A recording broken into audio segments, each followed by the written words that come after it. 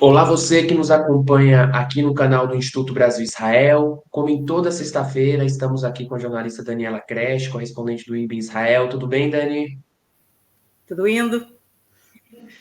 Para mais uma edição do Expresso Israel. E eu queria pedir aqui de antemão para você deixar o seu like aqui no vídeo, que é muito importante, o seu comentário aqui embaixo e a sua inscrição no canal do YouTube do IB. Além disso, tem um QR Code aqui embaixo que você pode escanear com o seu celular para você colaborar com o IB e estar ajudando a gente a dar continuidade nesse trabalho. E começando aqui no programa de hoje, né, Dani, queria entrar no primeiro assunto. A gente está no meio de uma festividade judaica, né, Hanukkah, mais precisamente começou no entardecer de ontem, e mais uma festa, né, assim como foi Simchat Torah, que foi logo em seguida do dia 7 de outubro, ali no meio, é mais uma festa, mais um feriado judaico, digamos assim, com um clima terrível, né? Tanto por causa ainda dos efeitos do massacre do dia 7 de outubro, e você tem ainda 137 reféns em Gaza, nas mãos do grupo terrorista Hamas, além dos 89 soldados que já morreram desde o começo dessa incursão, né, Dani? Um momento aí de muita tristeza no país, né? Pois é, a gente. Eu estou aqui há 20 anos e eu nunca vi um Hanukkah desses como de agora, triste. Hanukkah é uma das festas mais alegres que tem do feriado do calendário judaico e aqui em Israel, particularmente. Eu acho que mais alegre que Hanukkah só tem Purim, né? Que é aquela festa que as pessoas se fantasiam, uma espécie de Halloween judaico, que as pessoas se fantasiam e crianças e tal, não sei o que tem a ver com o livro de Esther, da Bíblia, né? Purim é considerado o feriado mais alegre, né? E Hanukkah é considerado talvez o segundo feriado mais alegre, né? Que é um feriado que, na verdade, qual é o da onde surgiu, né? É um feriado que comemora batalhas dos judeus, né? No segundo século depois de Cristo, da Era Comum, né? Que a gente diz. Contra a revolta dos Macabeus. Não sei se as pessoas sabem muito bem o que são os Macabeus, a revolta dos Macabeus, mas, enfim, é fácil de encontrar na internet. E, na verdade, foi uma revolta que fez com que, segundo a lenda, né, segundo a história, que a família, né, esse clã, esse grupo dos Macabeus conseguiram retomar o templo judaico e entrar lá dentro. Teve um milagre, conseguiram com só um pouquinho de óleo iluminar por 8 dias o novo templo para conseguir restaurar o novo templo, tal, não sei o quê. Então, isso é considerado uma coisa feliz, né? Conseguiram, contra os Seleucidas, os romanos, conseguiram retomar o templo, né? Por algum tempo, não por muito tempo, mas por algum tempo. Então, Hanukkah é comemorado por 8 dias, justamente para lembrar os 8 dias do milagre, né? Do óleo, né? Que durou 8 dias, deveria durar um dia só, durou 8 dias, tá? Então, as pessoas elas se unem nas casas das famílias ou de amigos toda noite por 8 dias, por 8 noites, né? O dia judaico começa ao entardecer, né? Então, todo dia ao entardecer, se unem para acender as velhinhas, né? Tem aquela que a gente chama de Hanukkah, que é uma espécie de menorá, mas em vez de ter 7 braços, tem 9 braços, né? Que são os 8 dias mais um, que é a vela que acende as outras 8, né? Então, em geral, esses 8 dias são dias de muita alegria, as pessoas se unem na casa uns dos outros, de famílias, no trabalho, em vários lugares, cada noite para acender. Primeira noite uma vela, depois 2 velas, 3, 4, 5, até chegar em 8. E sempre isso é acompanhado sempre por uma comida típica aqui, que assim, chama de sufganiot, que na verdade são uma espécie de sonhos, né?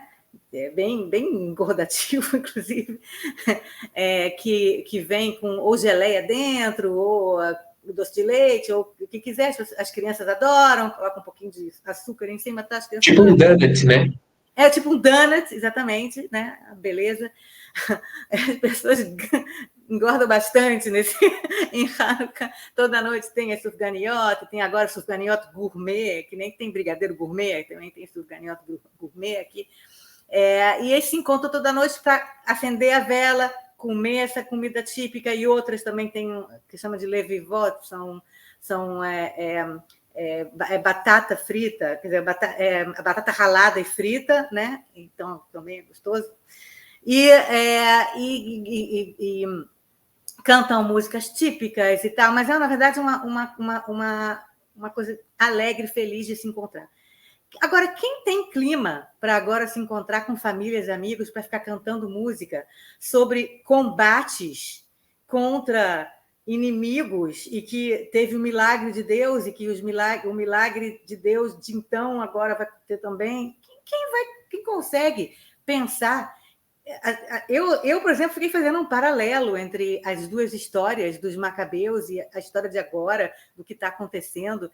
É horrível, entendeu? Porque você está falando aí de uma coisa que, para mim, era quase uma lenda de quase 2000 anos atrás, de batalhas e Seleucidas e não sei o que, e de repente a gente está no meio de uma guerra de verdade, neste momento acontecendo agora. Enfim, eu não sei como que fica na cabeça das pessoas que acreditam, que não acreditam em milagres, que Deus, não sei o quê. Dá um nó na cabeça das pessoas, principalmente da cabeça das crianças, de tentar entender o que a gente está feliz agora, comemorando de um milagre que aconteceu há 1.800 anos atrás, mas olha só o que está acontecendo com a gente agora. Quer dizer, então, é muito difícil as pessoas se alegrarem, não só por esses paralelos históricos, mas também realmente pela realidade, né? De você ter ainda 138, eram 137, eram 138 até hoje de manhã, mas um dos reféns acabou de ser anunciado que ele morreu, então 137 reféns israelenses na faixa de Gaza, sequestrados pelo Hamas e outros grupos terroristas da faixa de Gaza. 89 soldados mortos até agora, nesse um mês, mais ou menos, de incursão terrestre, um mês e um pouquinho. 89 soldados, que se juntam a mais de 300 que morreram no dia 7 de outubro. Você tem aí quase 400 soldados israelenses. E para quem não entende Israel, os soldados são parte do povo. O exército é exército popular, não é pago, não é uma carreira normal. Você chega lá e aí você vai ganhar um soldo e é soldado profissional. Não, Israel não tem soldados profissionais, são todas pessoas do próprio país, é obrigatório, né, o serviço militar. Então, eu me pergunto quanto tempo mais a opinião pública israelense vai conseguir lidar com isso, de toda noite ter 5 soldados morreram. Olha o nome dos 5. Noticiário à noite, aqui, das 8 horas da noite, Jornal Nacional daqui, sei lá, começa com quantos soldados morreram e a história de cada soldado. Fotos da família, fotos dele quando era criança, a mãe dando entrevista chorando, e aí no dia seguinte tem o enterro desse soldado, e aí todo mundo chorando no enterro do soldado. É isso o noticiário hoje em dia aqui. Quer dizer, quem consegue agora se juntar para comer, sufganiar e ficar feliz? Então, esse é o Hanukkah mais triste que eu já vi nesses 20 anos que eu estou aqui. As pessoas estão desanimadas para fazer isso. E eu, inclusive, queria mostrar, então, agora, um dos soldados que morreu, acho que foi ontem ou anteontem, a gente está falando na sexta-feira, dia 8, acho que foi ontem, dia 7, que foi um soldado chamado Gal Eisenkot. E quem conhece Israel entende que é esse sobrenome. Eisenkot é o sobrenome do ex-chefe das Forças Armadas, Gadi Eisenkot. E esse soldado é o filho dele. Aqui dá para ver o Gal, que é o de camisa verde, filho de 25 anos, e o pai dele, Gadi Eisenkot, que foi o chefe das Forças Armadas até recentemente, até não muito tempo atrás. E ele foi morto. Ele morreu no norte da faixa de Gaza por um palestino, um franco-atirador palestino, membro do Hamas, provavelmente, não sei.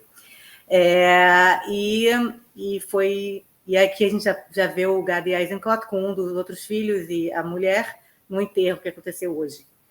Quer dizer, então, eu acho que isso demonstra também, é uma espécie de mostra também de que o exército é um exército popular, morrem soldados de todos os tipos, morre soldado rico, soldado pobre, soldado branco, soldado preto, soldado druso, soldado árabes, soldado judeu, tem árabes no exército israelense, tem drusos, né, muçulmanos, beduínos no exército israelense, inclusive também muitas perdas, muitas quedas de soldados entre os beduínos, entre os drusos, né, e entre os judeus de vários tipos. Tá? Então, você vê que até o filho do cara que era o chefe das Forças Armadas até pouco tempo atrás morreu. Então, não tem essa coisa de que manda aí na frente de batalha os mais pobres ou os mais não sei o quê. Não, vai todo mundo para a frente de batalha. Então, quer dizer, eu acho que isso foi um pouco para falar da tristeza, né, dos israelenses nesse momento e de como afeta todo mundo. E o país continua, hoje faz exatamente 2 meses, né, hoje é dia 8 de dezembro, a tragédia de Israel, com que o Hamas entrou invadiu Israel, matou 1.200 israelenses, mais de 1.200 israelenses, feriu quase 10.000, matou com requintes de crueldade crianças, bebês, mulheres, violou mulheres, cortou cabeças, tudo isso filmando o que eles estavam fazendo. Foi exatamente no dia 8 de outubro. Né? Então, a gente... Não, foi 7 de outubro, estou confundindo. Então, hoje é dia 8 de dezembro, então 2 meses e 1 dia. Então, realmente, 2 meses depois, Israel continua num fog de tristeza. Né? Eu queria só comentar, para terminar esse item, um pouquinho, eu estava escutando uma discussão sobre... mas os israelenses não veem o que está acontecendo entre os palestinos. Eu não quero entrar muito nisso, não, porque é muito complicado, tá? O que está acontecendo em Gaza com os palestinos. Primeiro, é injusto perguntar isso para um lado que está em guerra com o outro lado. É injusto. Então, existe aqui uma tristeza em relação... Já que eu estou falando de tristeza interna, também existe uma tristeza sobre o que está acontecendo na faixa de Gaza. Os israelenses não são cegos, não são surdos, estão no mundo, sabem o que está acontecendo, mas existe a sensação de que não há outra opção e que Israel vai fazer o máximo possível para que esses escudos humanos não sejam usados como escudos humanos. E outra coisa, os números que saem de Gaza, é muito complicado você levar em consideração esses números como se você acreditasse piamente nos números que o Ministério da Saúde palestino, que é controlado pelo Hamas em Gaza, fala de mortos. E mesmo que você acredite no número de mortos que sai de Gaza, eles não fazem nenhuma distinção entre civis e militares. Então, você também não sabe quantos desses mortos em Gaza estavam atirando contra soldados israelenses ou atirando contra civis, você não sabe. Então, é muito difícil. Tudo isso colabora para esse clima de tristeza que está acontecendo nesse Hanukkah. Só para deixar bem claro que os israelenses não são cegos e também não... obviamente, não comemoram as mortes do outro lado. Talvez comemorem, né? Também não é uma comemoração, sei que, se realmente alguém muito top do Hamas que morreu. Talvez haja aí um pouquinho mais de ok, foi bom que esse cara morreu. Mesmo assim, não há comemoração na rua das pessoas estarem comemorando e felizes da vida. Não há. Então, o país está destruído, né, Dani? A gente entrevistou no podcast Eu Com Isso, o Pedro Doria, que viu as imagens, né? E o que ele relatou ali, não tem como o país não ter uma comoção e é quase impossível assim, você comemorar mortes num estado de luto nacional, quase aí, né? e eu estou falando mesmo das mortes do outro lado. Não há comemoração das mortes de palestinos. Pelo contrário, há uma sensação de que, na verdade, ao mesmo tempo que você teve seus próprios mortos, você ainda tem que, porque não há outra opção, guerrear contra os terroristas e ainda tem que ver você mesmo matando inocentes do outro lado. É muito difícil para a cabeça dos israelenses. Tudo é muito, muito complicado. Isso vai ser lembrado, estudado, vai ter consequências psicológicas para o país, para a história, para tudo aqui em Israel. A gente está começando a ver a ponta do iceberg do que o que aconteceu no dia 7 de outubro vai causar em Israel. E ainda ter que lidar, né, com muitas pessoas negando o que aconteceu, achando que é uma grande fake news, que é tudo armação. Ainda tem esse obstáculo, né? E falando de toda essa situação, né, Dani, entrando Pelo aqui menos já aqui os nesse... israelenses não lidam com isso, vocês lidam mais aí na É, diáspora. Pelo menos isso os infelizmente. israelenses não têm que lidar internamente, mas eles também não estão isolados, né? Também tem rede social e tem CNN aqui também. E aí o israelense vê um negócio desse e fica uma dissonância entre a verdade e a mentira que é impossível de entender. Mas pelo menos internamente você não vê, obviamente, essa negação, né? E entrando no segundo assunto, né, Dani, que tem a ver ainda com um pouco com isso, né, foi uma reunião das famílias dos reféns com o Netanyahu, né, e parece que o clima dessa reunião não foi nada bom, parece que houve um desentendimento também entre as famílias, como que se deu essa reunião com o primeiro-ministro Benjamin Netanyahu? Olha, pois é, né? Na verdade, desde que começou, né, desde o dia 7 de outubro, os parentes dos sequestrados, que chegaram a ser 240 por aí, né? Agora a gente, novamente, são 137 por aí, esses números vão mudando, né? Desde então, há 2 meses, os parentes dos sequestrados e dos reféns querem falar com o Netanyahu, querem saber o que o Netanyahu e o gabinete de guerra tem como política em termos de equação de troca, negociação com Hamas não direta, indireta, né? O que Israel está preparado para dar em troca desses reféns, qual é o mindset, né? O que esse governo e o gabinete de guerra e o Netanyahu acreditam, porque pode ser na cabeça deles que, de repente, depois que houve aquela uma semana inteira de cessar-fogo, né? E que houve realmente uma troca, né, entre esses reféns, e para cada refém 3 presos palestinos condenados por envolvimento com terroristas que foram libertados, em 3 para cada um refém, né? Você teve 108 reféns que foram libertados, sendo que desses 108, acho que 85, 80, alguma coisa assim, eram israelenses e o resto estrangeiros, que também tinham sido sequestrados. Aliás, continua tendo estrangeiros sequestrados também. Acho que agora, nesse momento, são 137, como eu falei, a grande maioria israelenses, mas ainda tem estrangeiros, a grande maioria homens, mas ainda tem 20 mulheres, ainda tem 2 crianças, que são aquelas crianças ruivinhas, né, os bibas, que a gente não sabe se estão mortos ou vivos. Quer dizer, então, ainda tem muitos reféns. E eles querem saber. Então, ok, a gente trocou 108, né? Acabou? Agora, então, vocês vão continuar a incursão militar em Gaza sem levar em consideração que essa incursão militar pode colocar em perigo também a vida dos reféns israelenses? Então, vocês vão sacrificar essas 108 pessoas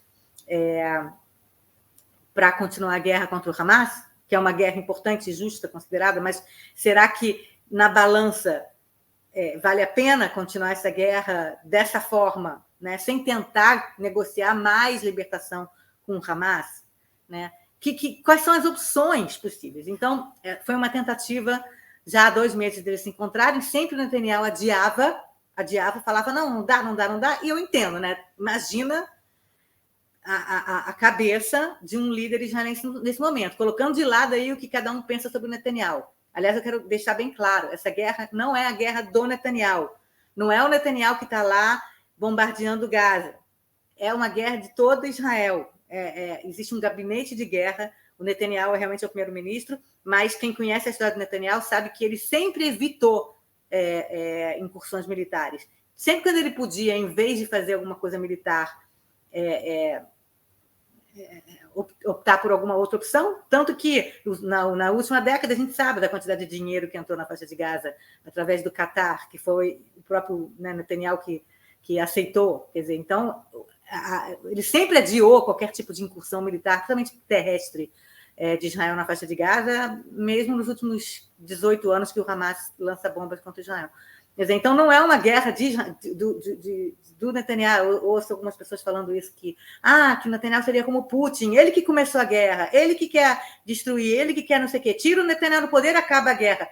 Gente, é falta de conhecimento total de como funciona Israel, de como funciona um gabinete de guerra, quem é Netanyahu e contra quem é essa guerra, e quem começou a guerra. Quer dizer, qualquer líder que estivesse no governo nesse momento, o mais de esquerda que você... Pode botar um líder do partido Hadash, que é um partido de judeus e árabes comunista. Põe ele no governo, ia ter guerra. Talvez não igualzinho, mas eu estou exagerando aqui, o partido Hadash, não sei. Eu estou exagerando aqui, mas haveria essa guerra de qualquer maneira. Então, mais um Netanyahu, realmente nos últimos 2 meses, ficou adiando até que ele aceitou, nessa semana, se encontrar, e a gente está vendo esse encontro, que é o Netanyahu e o gabinete de guerra, né? Você vê o ministro da Defesa, você vê o Benny Gantz ali também, você vê você tem aqui o gabinete de guerra, e eles se encontraram num grande teatro, né, em Herzliya, uma cidade chamada Herzliya, com centenas de parentes e amigos e apoiadores dos reféns. E, como se podia imaginar, na verdade, não teve câmera, a gente vê uma foto assim meio pirata, né? Porque eles pediram para ninguém levar câmera, ninguém gravar, né? Porque era uma conversa, digamos assim, tal. Mas, obviamente, tudo foi vazado, né? As pessoas, obviamente, gravaram. E você teve muita gritaria entre os parentes dos reféns e principalmente o Netanyahu, mas também todo o gabinete. Muitos que, enfim, já não gostavam do Netanyahu antes, né? A gente tem hoje a popularidade baixíssima dele, já não gostavam antes por causa da relação dele com da extrema-direita israelense, o governo dele de agora, a tentativa de reforma do judiciário, né, que estava acontecendo antes. Quer dizer, então, eles já chegaram lá com algumas ideias pré-concebidas, digamos assim, ideológicas, contra o Netanyahu, e chegaram lá também para tentar entender o que estava acontecendo. E a resposta do Netanyahu, ela sempre foi uma resposta... digamos que ele entrou na reunião com aquela ideia de que eu vou escutar, mas que eles são café com leite. Tipo assim, é claro que você vai escutar os pais, né, de crianças ou adolescentes ou soldados que estão sequestrados, você não vai brigar com eles. Você não vai falar, vocês são não sei o quê. Poxa, os caras estão sofrendo, os caras estão não sei o quê. Eles têm todo o direito de ficar chateados com Deus e o mundo. Então, a gente vai escutar eles falando, vai, não sei o quê, e a resposta vai ser aquela resposta padrão: estamos fazendo o máximo para libertar, estamos fazendo o máximo para não sei o quê. E aquela ideia de que essa incursão militar que está acontecendo agora foi o que fez, o que proporcionou, na verdade, a libertação dos 108 anteriores. Então, a gente continua a incursão militar para pressionar o Hamas para libertar os outros, né? Quer dizer, então, a incursão militar seria, na verdade, uma coisa que seria necessária justamente para libertar mais, e que a libertação é a prioridade acima de qualquer coisa, acima mesmo de derrubar o Hamas. A prioridade de Israel é libertar os seus cidadãos, né? Existe um contrato tácito entre governo e exército e os seus cidadãos, de que ninguém fica atrás, ninguém é deixado para trás, né?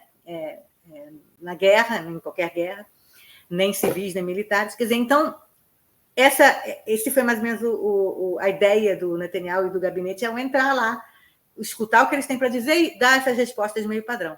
Mas os pais e parentes tal estavam realmente muito enfurecidos e nervosos e estressados e com medo, que a gente pode imaginar, obviamente, né? Agora que a gente sabe o que passaram os reféns que voltaram, que começaram a contar os horrores que eles passaram no cativeiro, imagina essas pessoas que ainda têm seus entes queridos lá, sequestrados pelo Hamas. Então, houve muita gritaria, para agora, tem que trazer eles agora para casa, para com a guerra, ou liberta todos os prisioneiros palestinos em troca de todos os... Né, porque o que o Hamas quer é o que eles chamam de fórmula de todos contra todos, quer dizer, todos por todos. Liberta todos esses 137 reféns em troca dos 6 mil presos palestinos por terrorismo, alguns com penas de vida, né, penas de prisão perpétua, em troca, né? O que eles querem fazer é essa troca de todos os reféns por todos os presos palestinos em Israel, que foram julgados e condenados por terrorismo. E eles dizem, não, tem que... Faz tudo que o Hamas mandar, tem que fazer, porque o mais importante é trazer os cidadãos de volta, porque é isso que o governo tem que fazer. Depois do erro que aconteceu, o erro de inteligência, né, militar e política que aconteceu no dia 7 de outubro, que ninguém previu, né, esse pogrom do Hamas contra Israel. A coisa mais óbvia que o governo tem que fazer é simplesmente trazer de volta os sequestrados, né? E aí, quer dizer, eles falaram isso. Imagino que o Netanyahu e o gabinete já tivessem imaginado que eles iam falar isso mesmo, né? Que eles, obviamente, iriam exigir o retorno de seus entes queridos, que é óbvio. Mas, em meio a essa confusão, essa gritaria que aconteceu lá, houve também um desentendimento entre as próprias famílias, porque algumas famílias têm a ideia de que tem que parar tudo, fazer a troca de prisioneiros, depois você vai e prende todo mundo de novo. Quando voltar os reféns, vai lá, prende todo mundo de novo. Sei lá, eles têm umas ideias de que você depois você lida com aqueles prisioneiros que você libertou, né, digamos assim. Mas liberta primeiro, antes de tudo, mais importante é libertar os reféns em troca de quem eles quiserem, depois Israel vai lá com o Mossad, sei lá o quê, e mata lá os que o prende de novo, né, os palestinos que foram os presos palestinos. Então, essa é uma noção. A segunda noção, de outra parte das famílias, não sei se é a maioria, mas uma grande parte das famílias, é a noção de que não, tem que continuar com a incursão militar nesse momento. Porque só a incursão militar vai pressionar o Hamas a fazer essa troca de prisioneiros, a libertar os reféns israelenses.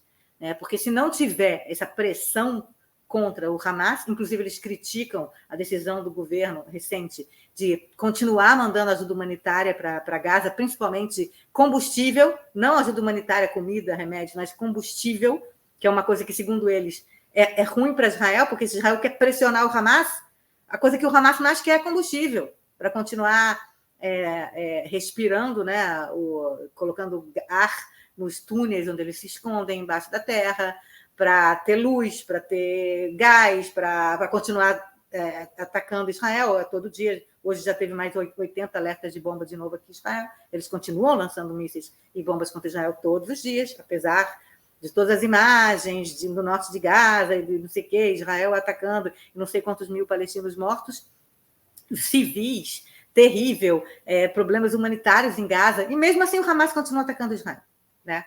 Todos os dias. Então,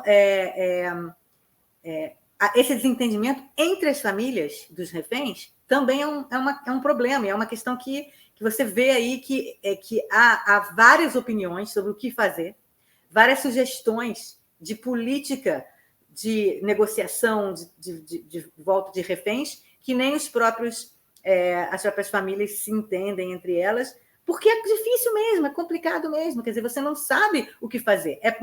Eu não sei se houve no mundo uma situação como essa, de 250 reféns, incluindo mulheres, crianças, idosos, que foram sequestrados por um grupo terrorista, e que você tem que negociar. Acho que eu lembro do Boko Haram, em 2014, com aquelas meninas que foram sequestradas, mas era uma situação completamente diferente, porque não era um conflito, não é um conflito como esse de agora. Era dentro do próprio território ali, né? Um grupo extremista, uma facção.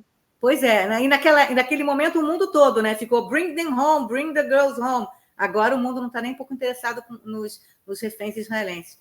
Mas então, essa questão dos reféns se tornou realmente para Israel o ponto mais complicado, o nó mais difícil de desatar, dentro do governo, entre os próprios entes queridos e famílias, e também na sociedade inteira. Né? Ninguém tem consenso, o único consenso é que tem que trazer eles de volta, mas como fazer isso é que não tem consenso. Dani, como você disse aí, é uma situação que é única no mundo, né? E não tem como você se colocar no lugar das famílias, né? Como você disse aí, imagina os tios, a família em volta ali da família Bibas, por exemplo, né? Pai, mãe e um bebê, né? Sequestrado, que você não sabe o paradeiro, e entre tantas outras famílias que você às vezes não sabe, né? Se você não vai conseguir ter o direito de, às vezes, enterrar, né? No caso de um refém que infelizmente tenha falecido, um direito básico. E então é muito complicado, é um número altíssimo, né? E uma situação única e muito complexo, né? Complexa. E, além disso, né, além de toda essa situação envolvendo os reféns, as famílias, né, dos sequestrados em Gaza, e tudo que reverberou a partir do massacre, do pogrom, né, como você bem disse, do dia 7 de outubro, essa semana em Israel aconteceu uma situação trágica, né, digamos assim, que foi, e já entrando aqui no terceiro e último assunto, que foi um erro, né, de um militar israelense em Jerusalém, que acabou matando um cidadão israelense, né, que acho que a Dani explica melhor o que aconteceu, né, para também não me alongar, mas é mais um capítulo trágico aí, né, Dani, desse período que Israel vem enfrentando nesse momento, né? Pois é, eu vou contar primeiro o fato e depois mostrar as dificuldades, né, de lidar com esse fato.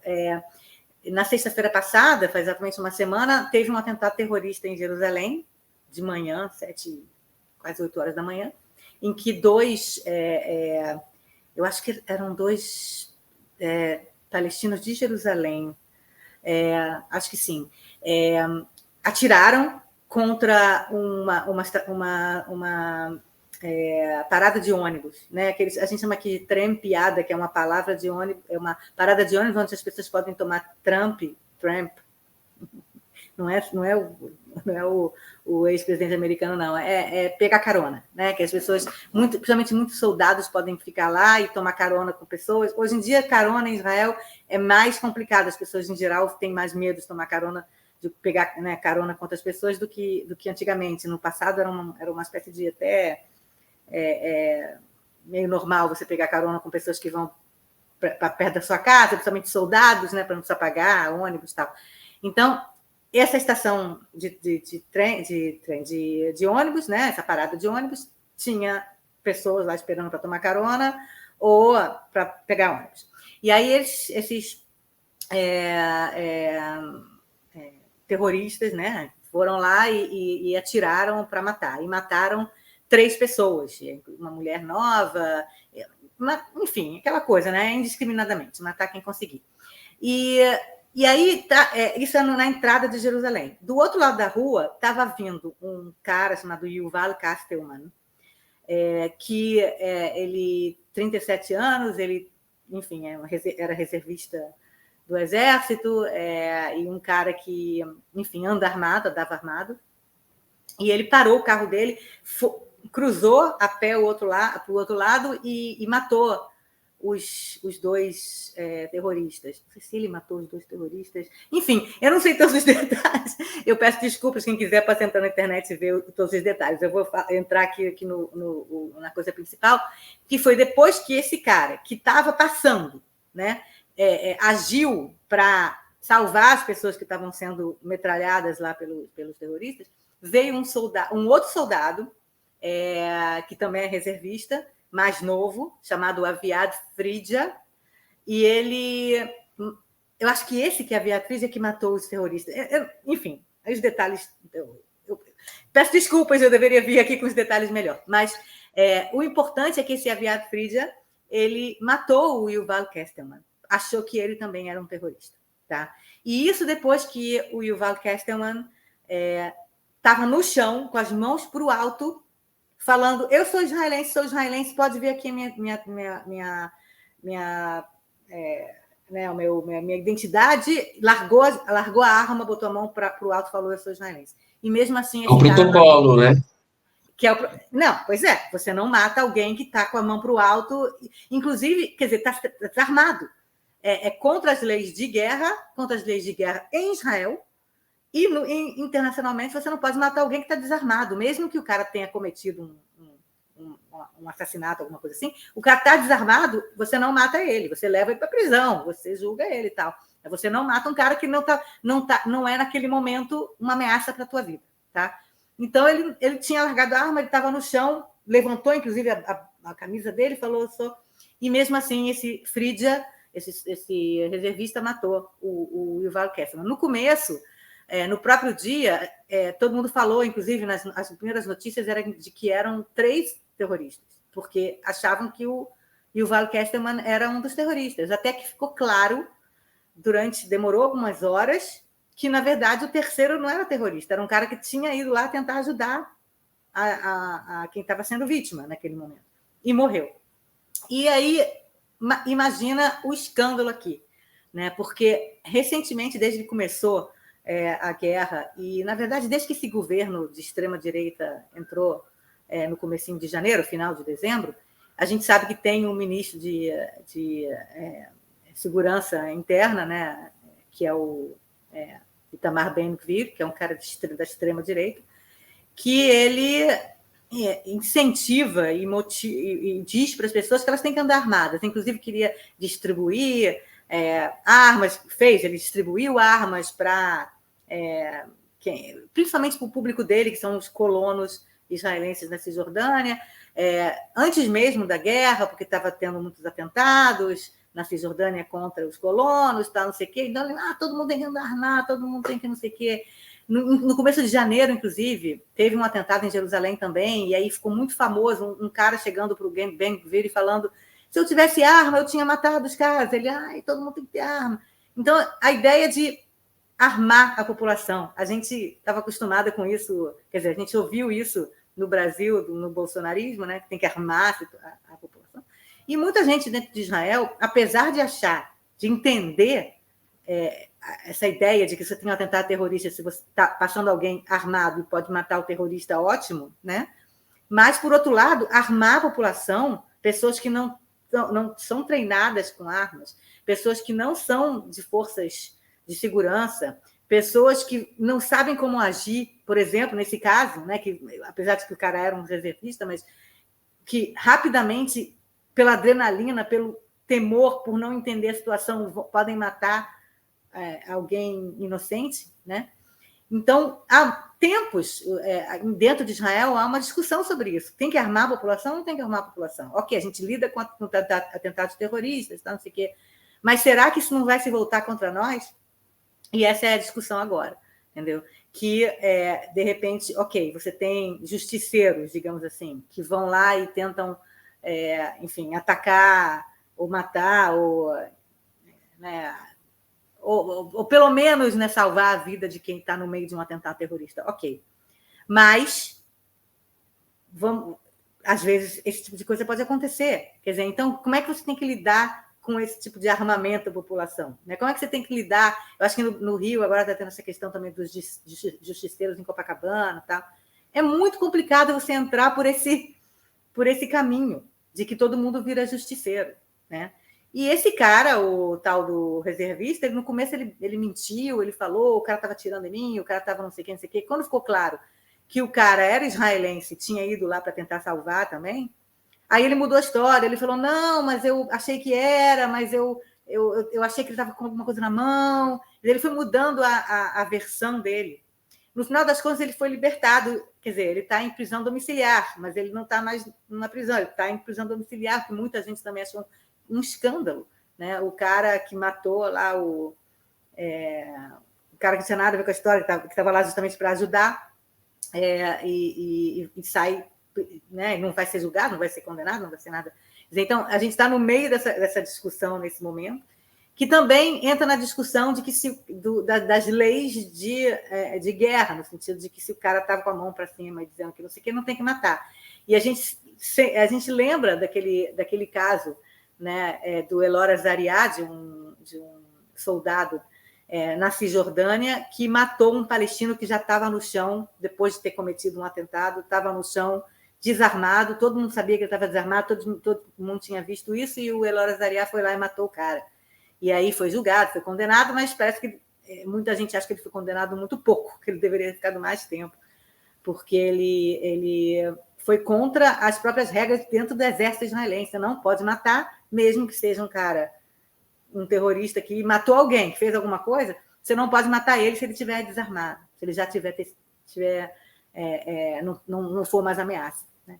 Então, eu imagino que a adrenalina que esse Frídia, né, que chegou lá para tentar e conseguiu, não sei exatamente qual dos dois conseguiu matar os terroristas, mas e aí viu alguém, achou em um segundo, achou que o cara estava levantando alguma coisa e matou o cara também, né?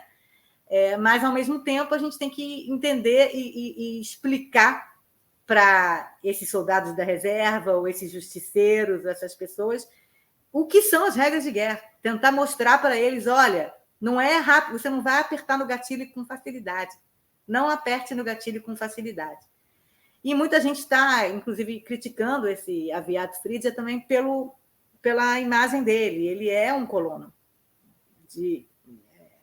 É um soldado que tem esse passado, quer dizer, que é um cara que mora em assentamento e tal. Eu acho que é. Eu espero que não esteja errando aqui. Então, é tudo muito complicado. Quando a gente fala em guerra, né, a gente fala em questões como essa também, de questões que podem acontecer de fogo amigo, né? A gente fala de fogo amigo, inclusive, dentro da faixa de Gaza, ou dentro do que aconteceu no 17 de outubro, que talvez possa ter havido um caso ou outro de soldados que foram lá resgatar e acharam que alguém era, na verdade, terrorista, mas não era, porque também os terroristas muitos estavam vestidos como civis, né? Então é muito difícil e momento de guerra é um momento de injustiça, momento em que as amarras que fazem com que nós atuemos de uma maneira mais civilizada, de uma maneira mais calma, de uma maneira mais pensada, essas amarras acabam. Então você acaba cometendo erros, fazendo coisas horríveis, deixando sua própria ideologia, seus pensamentos preconceituosos tomarem conta da sua cabeça, em vez de se pensar duas vezes antes de apertar o gatilho. Então, esse caso do Yuval Casterman é um escândalo, continua sendo um escândalo, os israelenses estão pensando muito sobre essa questão de armamento de justiceiros e o que pode acontecer no futuro também em relação a isso. É uma situação muito triste, né? O João Miragaia falou disso no seu Twitter e o cidadão israelense que morreu estava na véspera do seu aniversário, então deixa tudo mais triste ainda. Ele era o soldado que matou, era colono, né, de fato. E, enfim, muito triste, né? Mais um momento né, de tristeza, além de tudo isso que Israel está passando. E com esse assunto a gente vai encerrando essa edição do Expresso. Dani, muito obrigado aqui mais uma vez. Obrigado a você também que chegou aqui até o final desse programa. Mais uma vez eu quero pedir para você deixar o seu like, o seu comentário, a sua inscrição aqui no canal do IB no YouTube e escanear o QR Code aqui na tela com o seu celular, se você puder colaborar com o IB para a gente estar dando continuidade aqui a esse e outros diversos trabalhos que a gente faz. Hanukkah Sameach e até mais. Tchau, tchau. Tchau, João. Hanukkah Sameach para você, para quem chegou até o fim. E eu espero que a gente consiga, de alguma forma, se reunir em Hanukkah, mesmo que não seja para comemorar totalmente, mas pelo menos se reunir com nossas famílias, nossos entes queridos, para estar juntos e passar por tudo que está acontecendo nesse momento juntos.